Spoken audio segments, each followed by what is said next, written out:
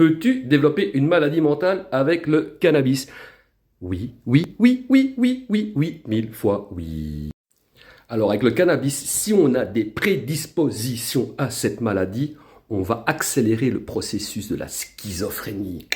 Déjà, ça te pose un petit peu le truc, tu vois, au niveau de la douille que ça met au cerveau, non? Alors à ce propos, j'ai lu récemment un article qui expliquait que des universitaires danois, me semble-t-il, avaient fait une étude là-dessus sur le lien de cause à effet schizophrénie-cannabis. Et ils ont découvert que 30 à 40% des cas de schizophrénie développés étaient à cause du cannabis.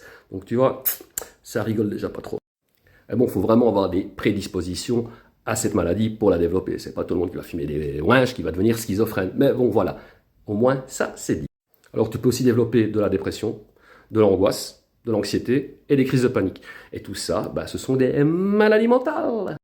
Tu peux aussi faire de la dépersonnalisation, c'est-à-dire, en résumé, voir ta vie avec un œil extérieur, en être le propre spectateur, ou faire de la déréalisation. Ça, grosso modo, c'est tu n'as plus d'attache aux objets qui t'entourent, aux gens qui t'entourent, tu n'en as plus rien à foutre de rien. Donc, pour peu que tu sois un petit peu angoissé, anxieux, dépressif, etc., en fumant du cannabis, ça va augmenter ces sensations-là, en fait, si tu veux.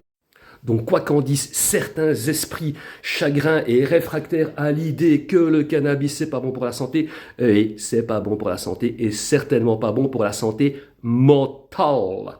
Alors, pour ce qui est des troubles schizophrènes, là, effectivement, il n'y a pas trop le choix, c'est d'office médoc, avec de la psychothérapie aussi. Alors, pour tout ce qui est problème de dépression, d'anxiété, d'angoisse, de crise de panique, etc., là, ça va être psychothérapie, travail sur la gestion des émotions, éventuellement aussi, si ça va vraiment pas, un antidépresseur, parce qu'il va falloir réguler, si tu veux, le taux de sérotonine dans le cerveau. La sérotonine, c'est quoi? C'est donc le neurotransmetteur de l'humeur.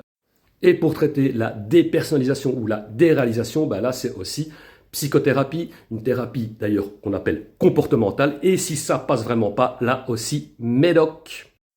Donc voilà, santé mentale, THC, ça fait pas très bon ménage.